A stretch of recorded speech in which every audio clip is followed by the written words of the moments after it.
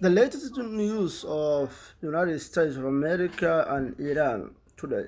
The US forces on high alert for possible Iranian drone attacks and intelligence shows Iran moving military equipment.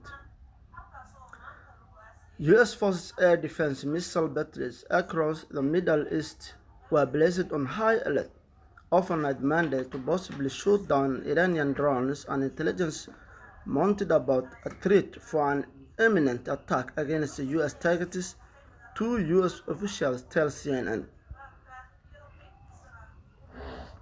US intelligence also has observed Iran moving military equipment, including drones and ballistic missiles, over the last several days, US officials said. The movement may be an Iranian effort to secure its weapons from a potential US airstrike and put them in position to launch their own attacks. There were indications that we need to monitor the threats even more closely than is already been done, one of the US officials said, referring to Monday night's state of heightened alert. The second official described it as it is all Patriot batteries and forces in the area on high alert against an imminent attack threat. Iran has put missiles on its drones that have been used in other attacks, including significant attack on Saudi oil installations last year, while forces have already been on high alert for several days. They were even more vigilant Monday night, both officials said.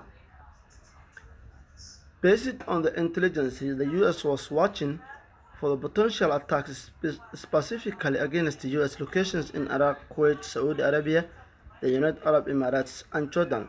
On Monday, the US Maritime Administration issued a warning to commercial vessels operating in the Middle East that there remain the possibility of Iran action against the US maritime interests in the region. Whose phone is this? It's charging. Guys, you have to know this news is very, very important.